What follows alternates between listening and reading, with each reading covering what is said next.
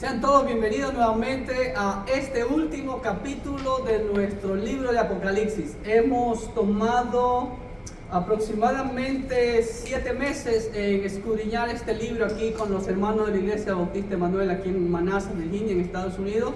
Y ha sido de mucha expectación y sobre todo el saber que llegamos a la culminación de este fascinante capítulo 22, con la cual concluye el último libro en sí cronológicamente escrito. El capítulo 22 prácticamente relata parte de esa nueva Jerusalén. Ya habíamos hablado en la parte física en el capítulo 21, pero en el capítulo 22 vamos a ver las características espirituales de esta nueva Jerusalén y el último mensaje de nuestro Señor.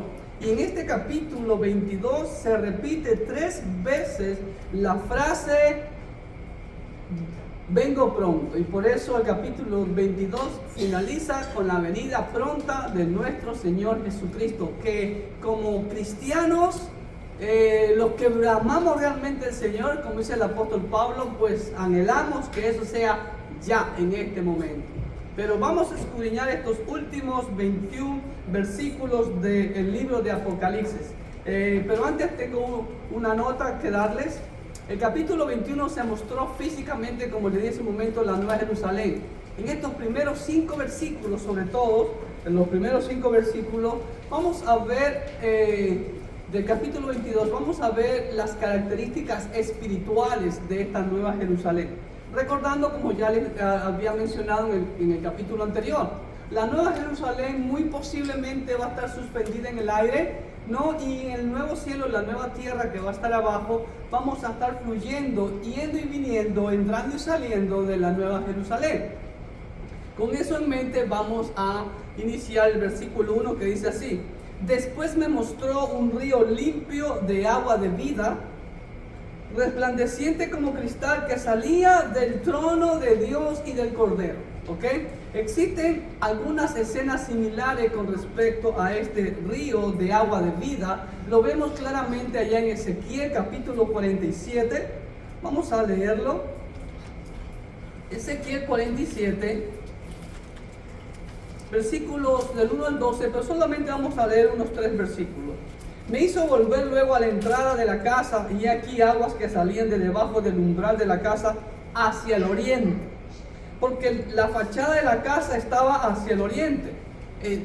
La fachada del templo, la entrada principal del templo en Israel siempre estuvo hacia el oriente, hacia la salida del sol, ¿ok? Y las aguas descendían de debajo hacia el lado derecho de la casa, es decir, hacia el sur del altar. Y me sacó por el camino de la puerta del norte, y me hizo dar la vuelta por el camino exterior, fuera de la puerta, al camino de la que mira al oriente, y vi que las aguas salían del lado derecho. Y salió el varón hacia el oriente, llevando un cordel en su mano, y me dio 1000 codos, y me hizo pasar por las aguas hasta los tobillos, y así fue midiendo hasta que sus aguas, dice que ya estaban más y más profundas. Y versículo 6, y me dijo: ¿has visto, hijo de hombre? Después me llevó y me hizo volver por la ribera del río, y volviendo yo vi que en la ribera del río había muchísimos árboles a uno y a otro lado. Y me dijo: estas aguas salen a la región del oriente y descenderán al Arabá y entrarán en el mar, y entradas en el mar recibirán sanidad las aguas. Hablando, geográficamente hablando, estamos hablando del Mar Muerto, ¿okay? Que queda al sureste de Jerusalén, ¿okay? Y toda alma viviente que nadare por donde quiera que entrar en estos 2 ríos vivirá, y habrá muchísimos peces por haber entrado allá estas aguas. Recuerde que hoy actualmente en el Mar Muerto no existe ni un animalito, ni un pez, porque sus aguas son las más saladas en todos los océanos. ¿Okay? Su agua es tan densa que si usted no sabe nadar, no se preocupe, usted no se va a hundir ahí, porque usted va a flotar, sin que lo quiera, pero usted va a flotar, ¿ok? Y recibirán sanidad, y vivirá todo lo que entrar en este río, y junto a él estarán los pescadores, y desde Engedi hasta en Eglaim será su tendedero de redes, y por sus especies serán los peces tan numerosos como los peces del mar grande. El mar grande se refiere al mar Mediterráneo. Entonces, esta es una descripción en el milenio, ¿ok? Pero lo que vemos aquí, la descripción de 22.1 de Apocalipsis, no será en el milenio, sino en el nuevo mundo. Lo mismo, Zacarías 14, del 8 al 9, también hay una descripción sobre esto. Y repito nuevamente, como usted se da cuenta, casi todo lo que vemos en el nuevo pacto y aún en el libro de Apocalipsis tiene su trasfondo en el antiguo pacto, como acabamos de ver ahorita aquí en Ezequiel y en Zacarías. Lo voy a leer. Zacarías 14, versículos 8 y 9 dice así: acontecerá también en aquel día que saldrán de Jerusalén aguas vivas, la mitad de ellas hacia el mar oriental y la otra mitad hacia el mar occidental. Se ve, el mar occidental nuevamente es el mar Mediterráneo y el mar oriental es el mar muerto, ¿ok?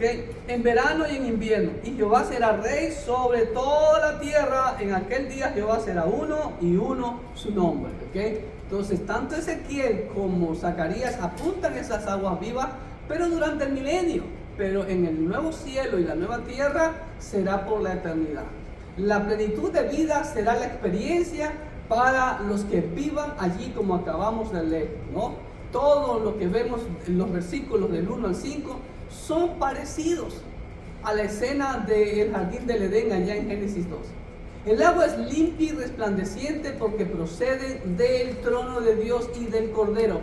Ojo con la expresión del trono, está en singular, ¿ok? En donde se sienta tanto el Padre como el Cordero. Juan capítulo 4, versículo 10 dice así: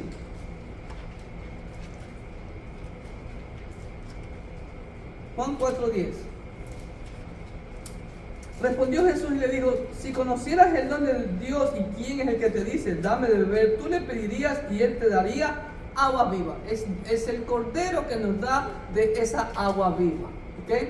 Entonces, nótese la diferencia que hay entre el trono, pero están sentados el Padre y el Cordero. Ahí se sienta la divinidad. Versículo 2. En medio de la calle de la ciudad, y a uno y a otro lado del río, estaba el árbol de la vida, que produce 12 frutos, dando cada mes su fruto. Y las hojas del árbol eran para la sanidad de las naciones. ¿Ok? La escena nuevamente es parecida al jardín del Edén. Recordemos que en el jardín del Edén, en medio estaba el árbol del bien y del mal. Estaba el árbol de la vida también. ¿Ok? Así que pues esta escena nos recuerda al Edén, en que el árbol de la vida estaba en medio del huerto, como dice Génesis 9. Ahora, que lamentablemente fue quitado por causa del pecado, pero aquí permanecerá para siempre. Vemos la abundancia que va a haber en el nuevo cielo, en la nueva tierra, de vitalidad del árbol, que produce una cosecha cada mes. Eso es algo humanamente inconcebible, porque a lo mucho aquí se puede obtener 2 cosechas con tanto químico que le meten hoy en día, y eso es lo que comemos. ¿Okay? Vemos diferentes interpretaciones erróneas con respecto a las hojas del árbol, ya que la palabra terapia se la ha traducido como sanidad, la cual debe entenderse como proveedora de salud. Miren que las hojas, dice, las hojas del árbol eran para la sanidad de las naciones. ¿Okay? No era el agua de vida, eran las hojas de ese árbol. ¿Ok? Del árbol de la vida, la cual debe entenderse como proveedora de salud, y podríamos decir, como dice el doctor Carballosa, será el elixir de la vida, para que las naciones disfruten de las bendiciones y traigan la gloria a Dios en la Nueva Jerusalén, como ya lo vimos en el versículo 24 y 26 del capítulo anterior, el capítulo 21. Versículo 3, lo más maravilloso: y no habrá más maldición, y el trono de Dios y del Cordero, nuevamente singular, un solo trono, estará en ella, ojo, y sus siervos le servirán. ¿Escuchó?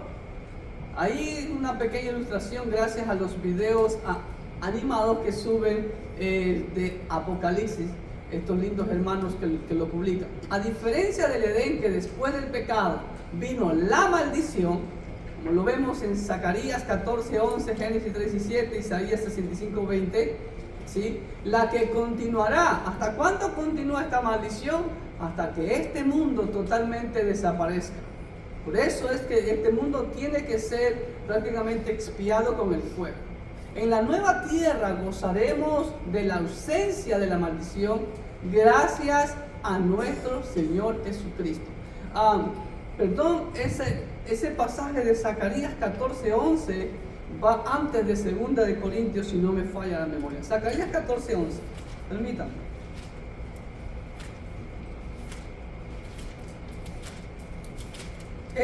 Es la ausencia de la maldición. Y morarán en ella y no habrá nunca más maldición, sino que Jerusalén será habitada confiadamente. ¿Sí ven? Entonces, según Zacarías 14:11 va antes de 2 de Corintios, que también el apóstol Pablo nos dice que la maldición será quitada. 2 de Corintios 5:21 dice así: al que no conoció pecado, por nosotros lo hizo pecado, para que nosotros fuésemos hechos justicia de Dios en él. ¿Ok? Y en Gálatas 3:13, el apóstol Pablo también nos dice: Cristo nos redimió de la maldición de la ley, hecho por nosotros maldición, porque está escrito: maldito todo el que es colgado en un madero. Esa es la gran diferencia, que en el nuevo cielo, la nueva creación que Dios crea, va a estar totalmente ausente de maldición. Y nuevamente vemos una perfecta, eterna y santa unidad de la deidad que comparte el trono. ¿Ok? El trono, singular. Y literalmente la última frase del versículo 3 dice así: y sus esclavos le adorarán sirviéndole. Sus esclavos le servirán, dice aquí. ¿Ok? Ahora, pero lo van a hacer en un acto de amor, en un acto voluntario, porque eso es lo que Dios siempre ha querido, ¿no? Una relación de amor, y en base a esa relación de amor, uno hace lo que hace voluntariamente, de su propio deseo, de su propia demostración de amor hacia Dios.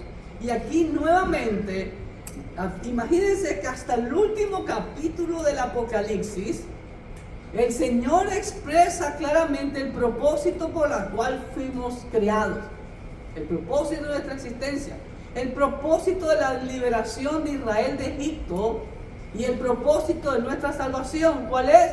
Servir. Hasta el último capítulo de la Biblia dice claramente: sus siervos le servirán. Y allá, ¿cuánto tiempo le vamos a servir? Por la eternidad. Entonces, si usted no está sirviendo ahora, aquí en este diminuto mundo y tiempo, no sé cómo espera ir al cielo usted, si no está acostumbrado a servirle de corazón. Así que, aguas. ¿Ok? Versículo 4. Un versículo pequeño, pero muy con una maravillosa verdad. Y verán su rostro, ojo, y su nombre estará en sus frentes, o sea, en la frente de sus esclavos. Eso de que verán su rostro, recuerde que el rostro del Señor estuvo vedado, ¿sí? Estuvo oculto por un tiempo, pero ahora es contemplado por su pueblo, cumpliéndose su promesa. Allá, si no me falla la memoria, en Éxodo capítulo 32, por ahí, vemos que nadie podía ver el rostro de Dios. ¿Ok? Pero la promesa era que sus fieles verían el rostro de Dios. Salmo 11:7. Nuevamente, siempre vemos Antiguo Pacto. Salmos 11:7 dice así: porque Jehová es justo y ama la justicia. El hombre recto mirará su rostro. Esa promesa se va a cumplir pronto. ¿Okay? Mateo 5:8 también, lo que conocemos como las bienaventuranzas, el Señor también nos dice claramente en una de las bienaventuranzas, Mateo 5:8, dice así: bienaventurados los de limpio corazón. ¿Por qué? Porque ellos verán a Dios. Y otros pasajes más que ustedes pueden ver ahí claramente. ¿Okay? A diferencia de la gran tribulación, donde el anticristo impondrá su sello de muerte, aquí los santos vamos a tener el sello con el nombre de Dios, que es la vida eterna, el sello de la vida eterna. Y también, hermano, ese nombre en nuestras frentes, ¿qué implica? Ya he mencionado eso anteriormente. ¿Se acuerda cuando Daniel, Misael, Ananías y Azarías fueron llevados a Babilonia? Les cambiaron sus nombres. El rey de Babilonia le cambió el nombre a el rey que impuso en Jerusalén y le puso por nombre Sedequías. ¿Por qué? Porque el cambiar el nombre significaba mi propiedad. Ahora me perteneces a mí. Y gloria a Dios que el Señor vaya a poner su nombre en nuestra frente, porque qué maravilloso y qué bendecido es pertenecer al único Dios verdadero. Amén. Versículo 5. No habrá allí más noche, ni tienen necesidad de luz de lámpara, ni de luz del sol, porque Dios el Señor los iluminará y reinarán por los siglos de los siglos. Ojo con estos dos versículos, 4 y 5. ¿Ok? Como vimos en el capítulo 21, versículo 23 y 25, en la nueva tierra no habrá sol, ni habrá noche, porque Dios y el Cordero la iluminarán por toda la eternidad. Ahora, aquí vemos la promesa cumplida para los siervos de Dios. Si ve, el que no le gusta servir, no va a poder reinar tampoco. Los que han sido fieles en lo poco, reinaremos por la eternidad. Pasaje que lo vemos también en el Antiguo Pacto, Daniel 7:18. Dice así: después recibirán el reino los santos del Altísimo y poseerán el reino hasta el siglo, eternamente y para siempre. ¿Sí ven? Esa promesa estaba siempre en el Antiguo Pacto. Lo vemos en Mateo 25 cuando el Señor describe la promesa después de la gran tribulación y a los que han sido fieles en lo poco. ¿Ok? Estamos. Versículo 6. Y me dijo: estas palabras son fieles y verdaderas.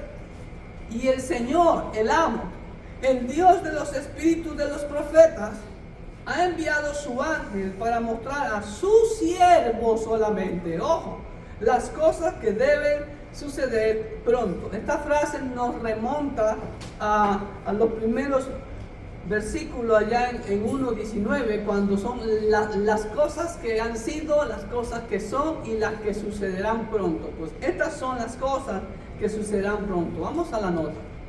Esta frase aparece en 19:9, en 21:5, de que las palabras son fieles y verdaderas, son confiables, son veraces, ¿ok? Refuerzan la realidad y la veracidad de este libro de Apocalipsis. Dios se muestra como el amo soberano que puso su palabra en la boca de sus verdaderos profetas. Segunda de Pedro, capítulo 2, versículo 16 al 21 dice así: y fue reprendido por su iniquidad, pues una muda bestia de carga, hablando con voz de hombre, refrenó la locura del profeta. Segunda de Pedro 1:16, porque no os hemos dado a conocer el poder y la venida de nuestro Señor Jesucristo siguiendo fábulas artificiosas, sino como habiendo visto con nuestros propios ojos su majestad. Pues cuando el Señor Jesús recibió de Dios Padre honra y gloria, le fue enviada de la magnífica gloria una voz que decía: este es mi Hijo amado, en el cual tengo complacencia. Y nosotros oímos esta voz enviada del cielo cuando estábamos con el Señor Jesucristo en el Monte Santo. Tenemos también la palabra profética más segura, la cual hacéis bien en estar atentos como a una antorcha que alumbra en lugar oscuro, hasta que el día esclarezca y el lucero de la mañana salga en vuestros corazones, etcétera, etcétera. ¿Ok? Perdón.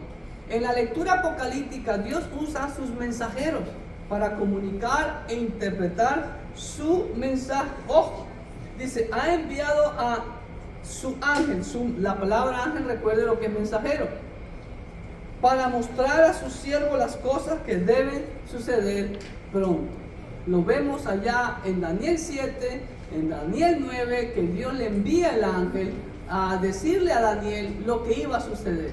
¿Ok? Vemos el gran privilegio que Dios da a sus siervos, ¿no? Solo a nosotros, hermanos queridos. ¡Qué bendición! Somos instrumentos del Dios Todopoderoso en el que Él comunica su plan a nosotros y nosotros tenemos que comunicarlo a los demás, manifestar su plan a las naciones. Y eso fue lo que falló Israel, pero la iglesia tiene que cumplir esa misión. Versículo 7. He aquí, vengo pronto, dice el Señor Jesucristo. Bienaventurado el que guarda las palabras de la profecía de este libro. ¿Ok? Es la quinta vez en este libro que el Señor anuncia que viene pronto. Lo vimos en 2.5, en 2.16, 3.11 y 16.15 de Apocalipsis. Y vemos la sexta bienaventuranza de este libro de Apocalipsis. Es solamente para aquellos que continuamente, miren lo que dice, el que guarda, no dice el que guardará, no está en futuro, está en tiempo presente continuo. Por eso la sexta bienaventuranza es para aquellos que continuamente, día tras día, obedecen a las palabras de esta profecía, de esta exhortación. Es profecía porque es proclamación de Dios, pero también está en el sentido escatológico, futurista, que aún está por cumplirse. ¿Ok? Versículo 8. Yo, Juan, soy el que oyó y vio estas cosas, y después que la hube oído y visto, me postré para adorar a los pies del ángel que me mostraba estas cosas. ¿Ok? Wow, aquí ya es la segunda vez, ya lo vimos eso también en el capítulo 20, si no me equivoco, permítanme, no. 19:10, me postré a sus pies para adorar. Nuevamente comete Juan este error. Bueno, vamos a ver qué podemos concluir con este acto del apóstol Juan. Primeramente, Juan se identifica como un testigo fiel. Mire lo que dice: yo soy el que oyó y vio estas cosas. Ahora, Juan no solamente que es un testigo fiel porque ha visto y ha oído con veracidad, sino que lo ha transmitido, porque Juan, después de que fue liberado, lo transmitió como el Señor se lo envió a las iglesias de Asia. Y eso es lo que debe de hacer todo siervo fiel: transmitir lo que Dios dice en su palabra, le guste o no le guste a las personas. ¿Ok? Y él dice también en 1 de Juan 1:2, lo que hemos visto, lo que hemos palpado con nuestras manos, lo mismo que dijo Pedro. ¿Ok? Ahora, con respecto al acto de que él se postra para adorar a los pies del ángel que le mostraba estas cosas, bueno, definitivamente recordemos algo. Juan era un monoteísta. Juan sabía que solamente a Dios había que postrarse. ¿Ok? Efesios y Colosenses y aún aquí Apocalipsis también refutan este error de que se adore a otro ser, a cualquier ser. Especialmente la carta a los Colosenses, en donde había esa práctica de adorar a los ángeles. Y hoy en día también existe esa práctica, esa mala práctica. ¿Ok? Entonces, Efesios y Colosenses, escrito por Pablo, y el mismo Juan aquí vemos, refuta eso. Por eso lo plasma aquí en Apocalipsis. ¿Ok? Ahora, ¿por qué lo hizo? De pronto quedó pasmado con la maravillosa revelación que recibió. O puede ser que se haya postrado ante el ángel pensando que era el Señor Jesucristo, porque si usted ve el versículo 6 y 7, el 7, ¿quién habla? El Señor Jesucristo. He aquí, vengo pronto, bienaventurado el que guarda las palabras de la profecía de este libro. ¿Sí ven? Tal vez se confundió, ¿ok? Porque ya lo había cometido en 19:10, así que pues creemos que de pronto pudo ser confundido. Y hoy en día eso también nos muestra que no estamos exentos, como dice el apóstol Pablo. Aquel que cree que está firme, mire que no caiga. ¿Ok? Versículo 9. Pero él me dijo, el ángel, mira, no lo hagas, porque yo soy consiervo tuyo, de tus hermanos los profetas y de los que guardan las palabras de este libro. Adora a Dios. ¿Ok?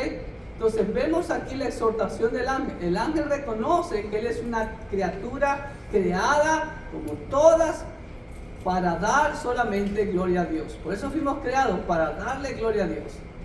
Por eso firme y tajante le dice que no haga eso, que no se postre ante él. El ángel le hace ver a Juan que él era un consiervo, ahí es un coesclavo. Al igual que Juan, a quien el ángel reconoce como un profeta de Dios, quienes también son coesclavos, al igual que los verdaderos cristianos que obedecen la palabra de Dios. Y por eso le dice, el ángel le ordena, adora. La palabra adora está en imperativo, adora a Dios. Y le ordena que se postre solamente ante Dios. Y así es que tenemos que hacer nosotros. Solamente ante el Dios soberano del universo es que debemos de postrar.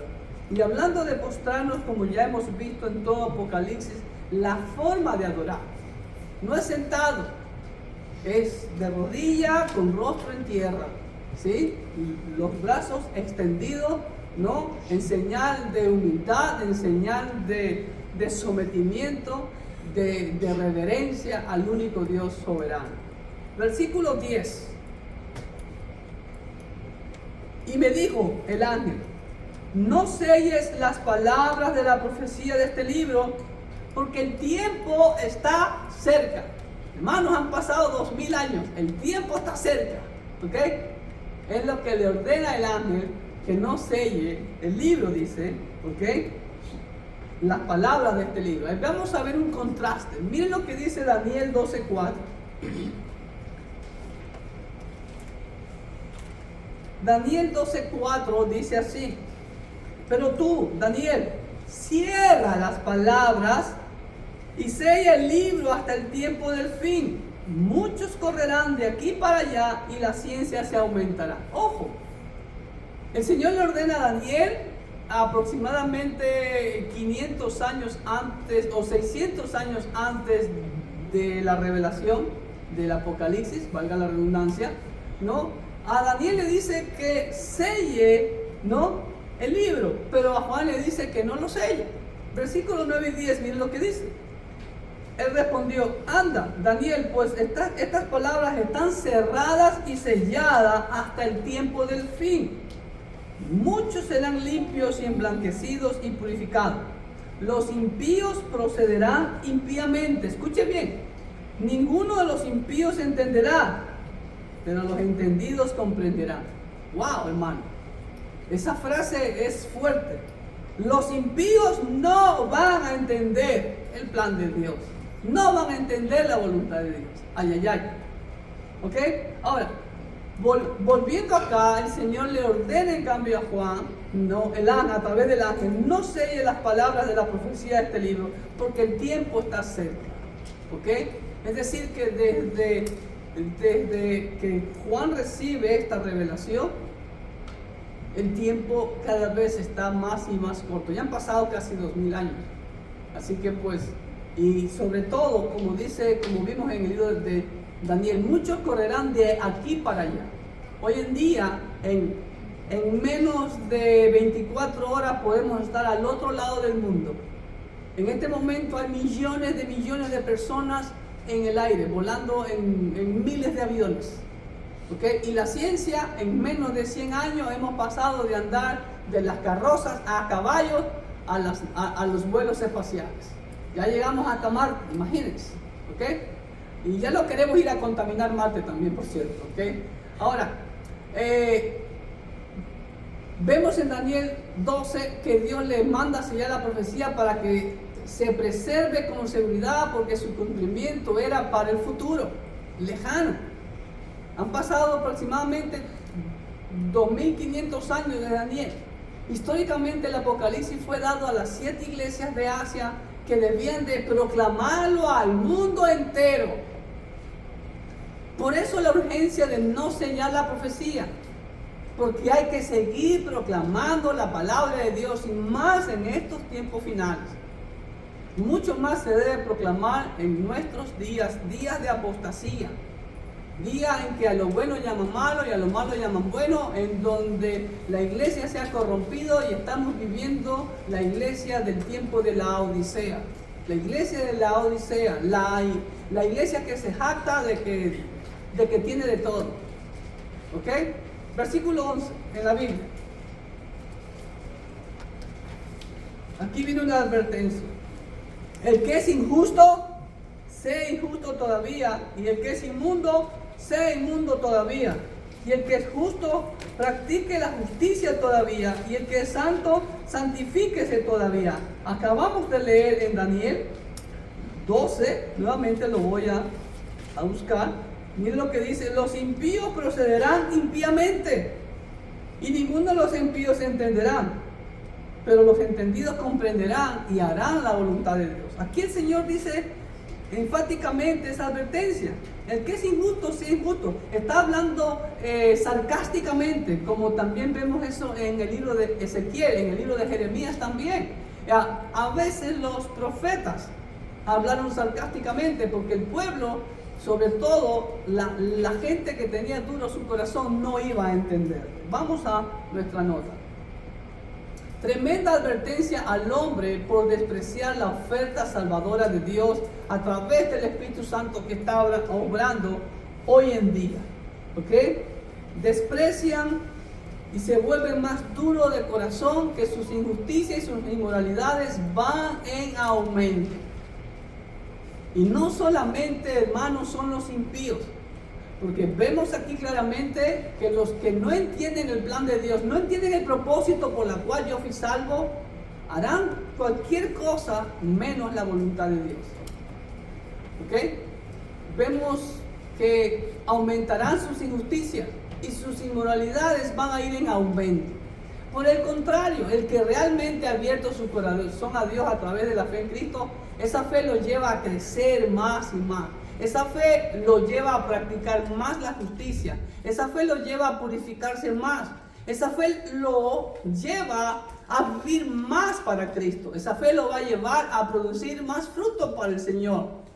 Porque no importa toda nuestra vida que sirvamos al Señor, no llegará en lo mínimo a pagar lo que el Señor ha hecho y hará por nosotros por toda la eternidad. En lo mínimo, hermano. El Señor dijo claramente: hacer tesoros en el cielo. Hacer es una orden y es presente continuo. No solamente un día a la semana, sino en cada momento. Segunda de Timoteo 3, del 1 al 5, dice así el apóstol Pablo. Segunda de Timoteo 3. También debes saber esto, que en los postreros días vendrán tiempos peligrosos, porque habrá hombres amadores de sí mismos, avaros, vanagloriosos, soberbios, blasfemos, desobedientes a los padres, ingratos, impíos, sin afecto natural, implacables, calumniadores, intemperantes, crueles, aborrecedores de lo bueno, traidores, impetuosos, infatuados, amadores de los deleites más que de Dios, que tendrán apariencia de piedad, pero negarán la eficacia de la piedad. A estos evítalos. Y Pablo no está hablando de gente mundana, está hablando de supuestos hombres de Dios, supuestos hijos de Dios, que tienen apariencia de piedad. A esos evítalos, dice Pablo. Claramente, ¿ok? Versículo 12. He aquí nuevamente, yo vengo pronto y mi galardón conmigo para recompensar a cada uno según sea su obra. Ojo con este versículo que lamentablemente se lo malinterpreta por intereses propios, en sus aberraciones, en sus ceguera espiritual. 3 veces en este capítulo el Señor anuncia su pronta venida. y viene a pagar individualmente. Miren lo que dice, vengo pronto. Y la palabra pronto ahí es rápidamente. Como también en el versículo 20, vengo en breve, rápido, dice en griego. ¿Ok? Bueno, hermano, han pasado casi 2000 años rápido. Para Dios sí. Porque ¿cuánto es la eternidad, hermano? Compare 2000 años por la eternidad. Es un parpadear. Así que pues, el Señor viene pronto, hermano. Vengo pronto. Y mi galardón conmigo, mi recompensa conmigo. O sea, traigo las recompensas que prometí. ¿Ok? Traigo lo que les había prometido. No, para dar a cada uno según sea su obra. Ojo, para recompensar. ¿Ok? Aquí no está hablando, ya pasó el juicio final. ¿Ok? Aquí estamos hablando de que viene a pagar individualmente. Para los justos, como dice la Biblia, será un venid benditos de mi Padre. Para los inicuos será un apartados de mí, malditos de mi Padre. Como el Señor lo dice en Mateo 25. Ojo, la salvación no depende de las obras. Eso está estipulado desde el libro de Génesis. Siempre la justificación fue por la fe. Abraham fue justificado por la fe. ¿Ok? La salvación no depende de las obras, pero las obras guardan relación directa con las recompensas para los creyentes en el bimá de Cristo, en la tribuna de Cristo, o lo que le llaman el tribunal de Cristo. ¿Ok? Pero es ahí donde vamos a recibir las coronas, los galardones, los premios, los regalos, etcétera, etcétera. ¿Ok? Pero en cambio, serán recompensas de juicio. Ya eso lo vimos para los impíos durante el gran trono blanco. Aquí vemos una advertencia y aquí vemos otro atributo más de nuestro Señor, la misericordia. Todavía aquí al finalizar, ya ha pasado el nuevo cielo, la nueva tierra, pero el Señor da el último mensaje de advertencia, no solamente a la iglesia, sino a esta humanidad. Yo les voy a dar a cada uno lo que se merece. Entonces, usted ha hecho bien, ha trabajado en la obra del Señor, buen siervo fiel, aquí tendrás la recompensa. Pero también hemos visto ya que en el infierno va a haber grados de castigo de acuerdo a la maldad con que ha actuado cada persona. ¿Ok? Eso también lo vimos allá en Apocalipsis 20, del 11 al 15. Versículo 13. Yo soy el alfa y el omega, el principio y el fin, el primero y el último. Aquí otro versículo que lo malentienden a su conveniencia. Alfa y omega es la primera y la última letra del alfabeto griego en que fue escrito este libro de Apocalipsis originalmente. Pero aquí es una forma literaria de expresión. No significa que el Señor fue creado, tuvo principio y tuvo fin como afirma una secta por ahí. ¿Ok? Lo que implica esta forma literaria de expresión significa la eternidad de Cristo. La preexistencia de Cristo. Yo soy el que lo produzco todo, como Pablo lo dice en Colosenses 1, 15 y 16. Vamos a la nota. El Señor Jesucristo se autodesigna como alfa y omega. La causa, no el efecto, la causa absoluta de toda la historia y la creación, porque por Él fueron creados los cielos y la tierra. Él es el principio y el fin. Él lo es todo. Eso es lo que quiere significar. Él es eterno, preexistente, el soberano de la creación y el que sustenta todas las cosas. Lo vemos en Antiguo Pacto y lo vemos en Nuevo Pacto. Isaías 41, versículo 4 dice así. ¿Quién hizo y realizó esto? ¿Quién llama a las generaciones desde el principio? Yo Jehová, el primero, y yo mismo con los postreros. ¿Ok? Versículo 44:6. Isaías 44:6. Así dice Jehová, Rey de Israel, y su Redentor, Jehová de los ejércitos. Yo soy el primero y yo soy el postrero, y fuera de mí no hay Dios. Ojo, ¿quién dice eso? Jehová, Rey de Israel, y su Redentor. ¿A cuántas personas se nombra ahí? ¿Sí ven? 48:12 de Isaías. 48:12. Óyeme. Jacob, y tú, Israel, ¿a quién llamé?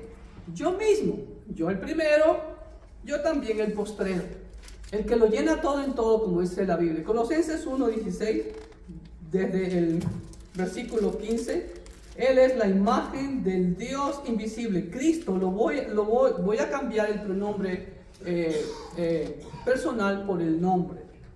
Cristo es la imagen del Dios invisible. Cristo es el primogénito de toda creación. La palabra primogénito ahí no significa que fue el primer creado, como esta secta afirma. ¿Okay? La palabra ahí es prototokos en griego, que vemos que Él fue el que originó todo, porque lo vemos allá en el primer día de la creación. La primicia es Dios Padre se muestra a la humanidad, Dios Espíritu Santo se muestra a la humanidad, Dios la luz, el Hijo es la luz, versículo 3, no es la luz física, ¿sí? La Trinidad en pleno se muestra como primicia de la creación. Y después, y ese fue el primer día, fue la tarde del primer día, y después comienzan a crear los tres. Desde el segundo día hasta el sexto día comienzan a crear.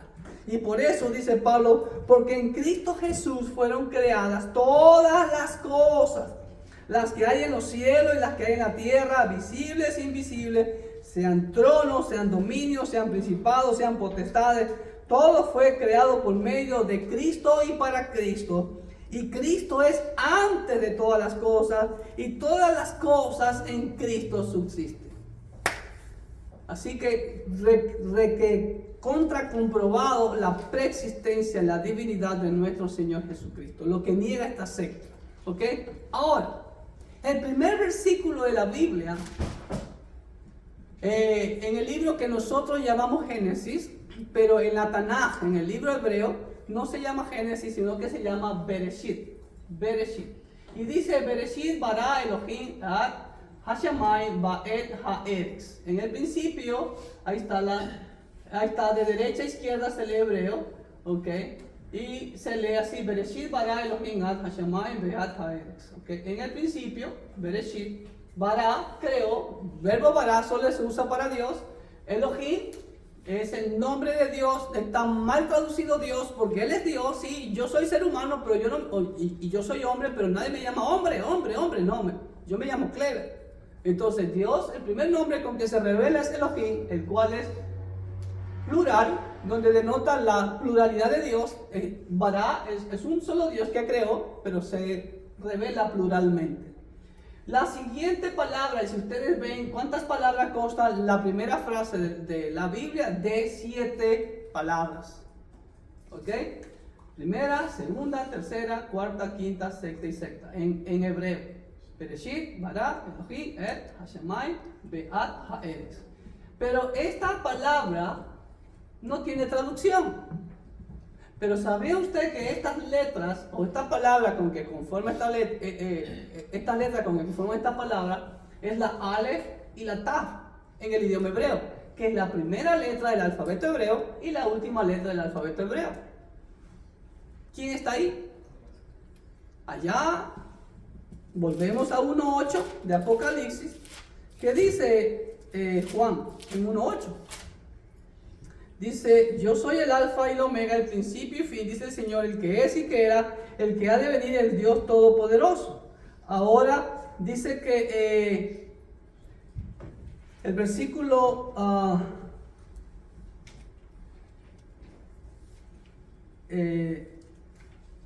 yo estaba en el Espíritu en el día del Señor y oí detrás de mí una gran voz como de trompeta que decía, yo soy el alfa y el omega, el primero y el último. Escribe en un libro lo que ves y envíalo a las 7 iglesias que están en Asia. ¿Ok? Y en medio de los 7 candeleros, y me volví, versículo 12, para ver la voz del que hablaba conmigo, y vuelto vi 7 candeleros de oro, y en medio de los 7 candeleros, a uno semejante al Hijo del Hombre. ¿Coincidencia? Ahí está, Alfa y Omega, Aleph, Taf, en hebreo, los cielos y la tierra. Los cielos y la tierra. ¿Ok? Entonces, aquí vemos claramente la preexistencia, la divinidad de nuestro Señor Jesucristo. Siguiente versículo, versículo 14. En la Biblia dice, bienaventurados. Esta es la 7ª bienaventuranza. Qué coincidencia, ¿no? que en Apocalipsis vemos 7 bienaventuranzas, 7 bienaventurados. La plenitud, lo completo de Dios, el número 7. Y lo completo de las bienaventuranzas. ¿Bienaventurados quiénes? Los que lavan sus ropas para tener derecho al árbol de la vida y para entrar por las puertas en la ciudad. ¿O escuchó bien? El Señor da la sexta y última bienaventuranza para aquellos que han sido purificados por la sangre del Cordero, los que lavan sus ropas. Solamente la sangre de Cristo, como dice 1 de Juan 1:7, nos limpia de todo pecado. ¿Ok? Y no solamente que hemos sido limpiados de nuestros pecados, sino que obedecen su palabra. ¿Ok? Y tienen derecho al árbol de la vida. Se purifican de las contaminaciones de este mundo y tendrán derecho a la vida eterna en el nuevo cielo, en la nueva tierra, y podrán entrar en la nueva Jerusalén, ¿sí ve? Y para entrar a las puertas en la ciudad.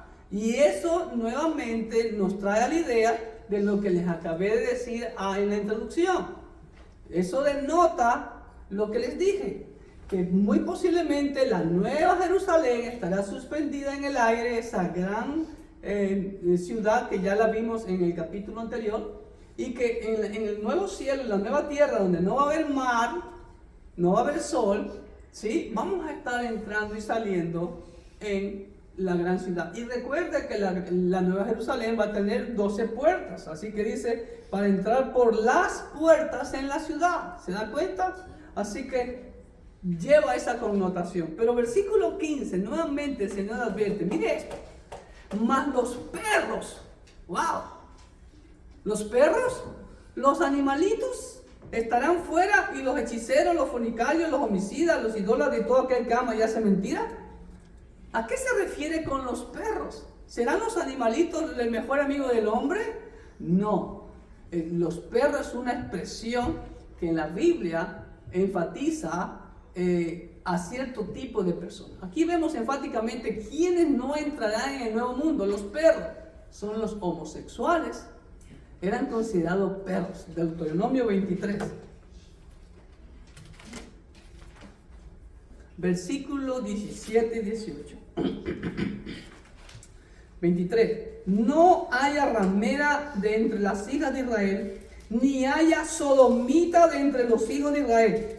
No traerás la paga de una ramera, ni el precio de un perro a la casa de Jehová tu Dios por ningún voto, porque abominación es a Jehová tu Dios tanto lo uno como lo otro. ¿Se dan cuenta? El paralelismo habla de ramera y luego habla del pago de la ramera. Habla de los sodomitas y después habla del pago de, les dice perro, ya no sodomita, sino perro. Wow, ¿ok? Eso dice la Biblia. No entrarán tampoco ahí los impíos. Mateo 15, 26. Mateo 15, 26.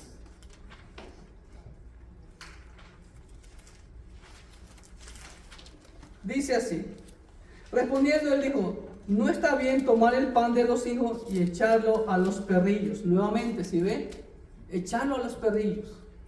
Los judaizantes que pretendían destruir la iglesia, allá en Filipenses 3, del 2 al 3, tampoco entrarán en el reino de los cielos. Todos aquellos que causen división a la iglesia, aguas, hermano, ay, ay, ay. Filipenses 3, versículos 2 y 3, miren lo que dice el apóstol Pablo. Guardaos de los perros, pero aquí no se refiere a los sodomitas, sino a guardaos de los malos obreros. ¿Escuchó? Miren cómo el mismo Dios les dice a los malos obreros, perros. Guardaos de los mutiladores del cuerpo, aquellos que destruyen la iglesia, que tienen apariencia de piedad. Porque nosotros somos la circuncisión, los que en espíritu servimos a Dios y nos gloriamos en Cristo Jesús, no teniendo confianza en la carne. Así que la Biblia describe a ellos. Por eso el Señor dice en Mateo 7, 21, 23, no todo aquel que dice Señor, Señor entrará al reino de los cielos. Y en aquel día, dice Mateo 7, 21, 23, muchos, no pocos, muchos me dirán, Señor, en tu nombre predicamos, en tu nombre echamos fuera demonios, en tu nombre sanamos. ¿Quiénes serán esos? ¿Impíos, ateos, hindúes? No, son supuestos obreros de Dios. ¿Ok? Son personas contaminadas por un prolongado contacto con los vicios despreciables de esta sociedad pagana. La hechicería era totalmente prohibida en el antiguo pacto y eso está hasta de más. Los fornicarios, la palabra ahí es pornea, donde viene la palabra pornografía, son los que practican no solamente las inmoralidades sexuales, sino los que fornican con la palabra de Dios también. Nuevamente, es un gran castigo para ellos, ¿ok? Los asesinos no entrarán, ni los idólatras. El antiguo y el nuevo pacto o condenan la idolatría. Está de más mencionar todos los pasajes, ¿ok? Ni los que aman y constantemente están mintiendo. Dile que no estoy.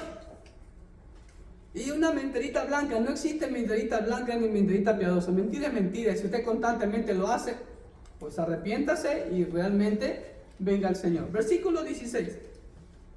Yo, Jesús, he enviado mi ángel para daros testimonio de estas cosas en las iglesias. Escuchen lo que dice. Yo soy la raíz y el linaje de David. ¿Cómo es eso? Ya vamos a explicarlo.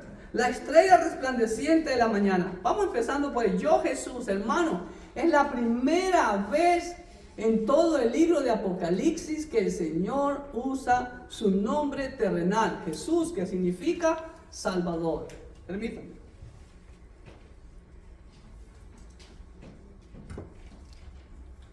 En su potestad, Él envió al ángel a anunciarle este mensaje a Juan.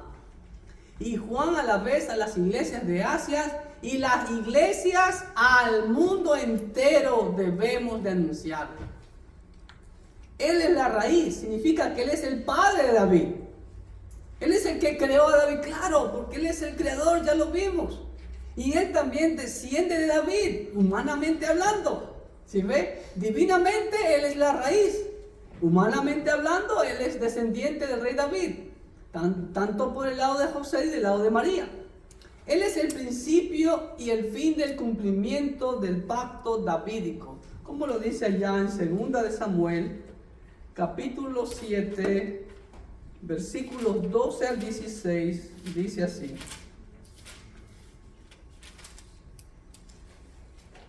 Y cuando tus días sean cumplidos y duermas con tus padres, yo levantaré después de ti a uno de tu linaje, el cual procederá de tus entrañas, y afirmaré su reino. Él edificará casa a mi nombre, y yo afirmaré para siempre el trono de su reino. No hablaba de Salomón. Dios le está hablando a David aquí del Mesías, Cristo Jesús. Yo le seré el padre y él me será mi hijo, y si él hiciere mal, yo le castigaré con vara de hombres, con azote de hijos de hombres. Aquí ya habla de Salomón, ¿ok? Pero mi misericordia no se apartará de él como la aparté de Saúl, al cual quité delante de ti, ¿ok? También habla de Salomón. Versículo 16. Será afirmada tu casa y tu reino para siempre delante de tu rostro, y tu trono será estable eternamente. Aquí habla del trono del Mesías, eternamente y para siempre. ¿Ok? Ahora, ojo con la última frase. La estrella resplandeciente de la mañana no es Venus. ¿Ok? Porque así se le llama al planeta Venus, porque es lo que se lo ve a la que comienza el día, ¿ok? Según los astrónomos. Pero lo que se refiere a la estrella resplandeciente de la mañana tiene relación con el libro de Números, capítulo 24, versículo 17. Vemos esa profecía y que muy probablemente fue la que los sabios de Oriente siguieron. Números 24, 17.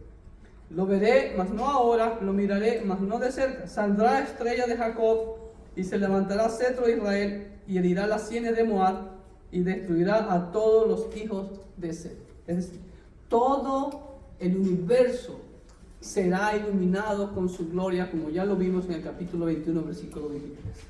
Versículo 17. Y el Espíritu Santo y la esposa, la iglesia, escuche bien, dicen, tiempo presente. ¿Qué dice la iglesia? Ven. Y el que oye diga, ven. Y el que tiene sed, venga. Y el que quiera, tome del agua de la vida gratuitamente. ¿Ok? Aquí vemos claramente dos invitaciones. La primera es del Espíritu Santo y la iglesia pidiendo el regreso del Mesías ya, para ayer, para ahora mismo, en este momento. No importa si no se publica este estudio, pero que ya venga. Esperemos que hasta que se publique este estudio ya el Señor haya venido. Amén. Donde los creyentes que oyen esta palabra claman que el Señor ya en este momento venga. La segunda invitación, nuevamente vemos la misericordia de Dios. Dios sigue invitando al arrepentimiento. El Señor Jesús sigue invitando al arrepentimiento. ¿Sí? Es para los inconversos que tengan sed espiritual y desean ser satisfechos por solamente el agua de vida que solamente Cristo da, como el Señor le dijo a la samaritana allá en Juan 4:10. Y en Juan 7:17 dice, yo soy el agua de vida. Solamente Él. Amén. Versículo 18. Yo testifico a todo aquel que oye las palabras de la profecía de este libro. Escúcheme bien. Si alguno añadiere a estas cosas, Dios traerá sobre él las plagas que están escritas en este libro. Ay, ay, ay. Parece que algunas sectas o algunas entidades no existe ese versículo en sus Biblias. Parece que Apocalipsis solo termina en el versículo 17 para ellos. ¿Por qué? Porque el testimonio más sólido y enfático con respecto al carácter inalterable de las Escrituras viene del propio Señor. Y no solamente lo vemos en Mateo. Venga conmigo al libro de Deuteronomio, capítulo 12. Miren, siempre he dicho, la base siempre está en el antiguo pacto. Versículo 32. Cuidarás de hacer todo lo que yo te mando, le dice el Señor. No añadirás a ello, ni de ello quitarás. Y el versículo siguiente, el 19, también advierte de quitar algo de la palabra de Dios. Ni añadas, ni quitas. ¿Ok? Proverbios capítulo 30, versículo 6 también. Miren lo que dice Proverbios 36. Dice así: no añadas a sus palabras para que no te reprenda y seas hallado mentiroso. Pues aquí vemos mentirosos hoy en día. Es triste ver cómo por tratar de vender, por tratar de lucrarse, porque no puedo entender que sea otro propósito, le están añadiendo palabras a la Biblia que no existen en la Biblia. Como por ejemplo la palabra sábado. La palabra sábado no existe en la Biblia. Porque la palabra sábado no significa o es traducido del hebreo Shabbat. Eso es una herejía y eso es condenado por el mismo Señor aquí en Deuteronomio, en Proverbio y aquí. La palabra Shabbat aparece por primera vez en Génesis capítulo 2, versículo 2. El libro de Génesis, como nosotros le llamamos, fue escrito por Moisés aproximadamente 1500 años antes de Cristo. La palabra sábado viene de los romanos en honor a Saturno, el dios principal de ellos. ¿Ok? Y Roma recién fue fundada, según se cree, por Rómulo y Remo, ¿ok? Que fueron creados por una loba. Fue fundada en el siglo 8 antes de Cristo. Es decir, 700 años antes de que se fundara Roma, ya existía la palabra Shabbat, que es día de reposo y no sábado. Para muestra un botón. Y otras palabras que le añaden o le quitan a la Biblia. Entonces, para esta gente que hacen eso, mire la advertencia. Dios traerá sobre ellos las plagas que están escritas en este libro. ¿Ok? El Señor advierte que si alguien se atreve a añadir algo a su palabra, Él pondrá encima de él todas las plagas advertidas en este libro. Ahí están los pasajes que le compartí. Cuidado. Por eso es importante ir a la fuente, estudiar el hebreo, estudiar el griego. No necesita ser un erudito, y hoy en día tenemos tantas herramientas. Hay aplicaciones que yo las tengo ahí en mi teléfono, en donde le muestra la exégesis de cada palabra, tanto en el hebreo como en el griego. Así que, pero cuidado, ¿ok? Versículo 19, la advertencia sigue. Y si alguno quitare de las palabras del libro de esta profecía, Dios quitará su parte del libro de la vida y de la santa ciudad y de las cosas que están escritas en este libro. Otro versículo que puede traer aparentemente polémica, pero cuando se estudia a profundidad la totalidad de la Biblia, no va a haber polémica, ¿ok? Añadir o quitar algo a la escritura es juzgado por Dios. Ya vimos también en Génesis 2.16. Vamos a leer Génesis 2.16, los primeros versos de la Biblia. Génesis 2.16 dice así: y mandó Jehová Dios al hombre diciendo: de todo árbol del huerto podrás comer, ¿ok? Mas del árbol de la ciencia del bien y del mal no comeréis, porque el día que de él comiere ciertamente morirás. Pero miren lo que dice en Génesis 3.1: pero la serpiente era astuta más que todos los animales del campo que Jehová Dios había hecho, la cual dijo a la mujer: ¿con que Dios os ha dicho no comáis de todo árbol del huerto? ¿Sí ven cómo? ¿Quién es el que empieza aumentando en la palabra de Dios? Satanás. Satanás dice a la mujer: con que Dios te ha dicho que no comas de ningún árbol del huerto. Acá el Señor dice: de todo árbol del huerto puedes comer, solamente de uno no podía comer. Del árbol de la ciencia del bien y del mal no comerás, porque del día que de él comieres ciertamente morirás. Y Eva cayó en la trampa y también aumentó, que no había que tocarlo. No hay que aumentar. Ahora, miren lo que dice aquí: Dios quitará su parte del libro de la vida y de la santa ciudad. ¿Se pierde la salvación? De ninguna manera. Usted no va a perder algo que no tiene. Todo aquel que ha puesto su fe en Cristo Jesús tiene su nombre escrito en el libro de la vida y participa del árbol de la vida y de todas las bendiciones descritas en este libro. Pasajes a montones en toda la Biblia.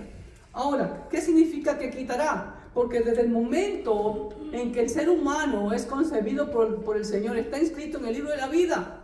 Porque cuando el ser humano nace es inocente. La paga del pecado es la muerte. Entonces, si el bebé es inocente, no tiene pecado, entonces si muere no va al infierno. Pero el momento en que comienza a pecar, su nombre es borrado del libro de la vida. Por eso el Señor dice: tienes que nacer de nuevo. ¿Sí ven? Entonces, si una persona añade o quita algo a la palabra de Dios, es porque no ha puesto su fe en Cristo Jesús. Yo no puedo poner algo en la Biblia para acomodar lo que yo creo. Eso es totalmente condenado. Amén. Versículo 20: el que da testimonio de estas cosas dice: ciertamente vengo en breve. Para mí ahí debió haber terminado el versículo 20, porque el versículo 21 no es del Señor Jesucristo estas palabras, sino de Juan. Dice: amén, sí, ven Señor Jesús, ¿ok? El que viene dice: yo vengo en breve. ¿Quién viene en breve? No es Juan, es el Señor Jesús, ¿ok? Así que creo que bueno, debió haber habido un versículo más aquí, ¿ok? Vamos al 20. Ahí está, en medio de los 7 candeleros, y se postra Juan. La segunda venida de Cristo a este mundo es el tema central de Apocalipsis. Y se lo da como un hecho consumado. Ciertamente, seguramente, significa ya un hecho consumado, ya que la palabra también vengo es presente, profético o futurístico. Por eso Juan expresa el deseo de los que amamos la venida del Señor: venga en este momento. No solamente Juan, sino también Pablo. Segunda de Timoteo, capítulo 4, versículo 8. Dice así: por lo demás me está guardada la corona de justicia, la cual me dará el Señor juez justo en aquel día, y no solo a mí, sino también a todos los que aman su venida. ¿Usted ama su venida? ¿Usted quiere que el Señor venga? Yo ya quiero recibir mi corona de justicia, ya, en este momento. Y por último, el amén Sí, es verdad, así sea. Sí, ven, Señor Jesús, por eso los que amamos queremos que el Señor ya venga, como dice aquí Juan, lo dice Pablo. Y el versículo 21, la gracia de nuestro Señor Jesucristo sea con todos ustedes. Amén. Ahora, la gracia, el regalo inmerecido, eso es la gracia. Porque si solamente la gracia del Señor puede ayudar al que ha leído, al que lee y leerá este libro, a comprender, como ya vimos, a entender y sobre todo a obedecer las enseñanzas de la palabra de Dios. No solo basta con leerlo, sino que hay que obedecerlo. Y cuando usted obedece la palabra de Dios en su totalidad, es porque ha entendido. Usted es uno de los entendidos. Entonces aquí, como dice Daniel, que los entendidos brillarán en perpetua luz. Amén, que así sea. Y bueno, damos gracias al Señor por haber culminado este estudio exegético de Apocalipsis. Estamos seguros que ha sido de bendición para su vida. Le animamos a que siga adelante en el Señor, siga trabajando para el Señor, porque el Señor está a las puertas. Él ya está por llegar, pero que no le encuentre como las vírgenes insensatas, sino que se mantenga fiel, firme, adelante, trabajando en el Señor. Es el deseo de Él y de este servidor para cada uno de vosotros. Que Dios le bendiga abundantemente.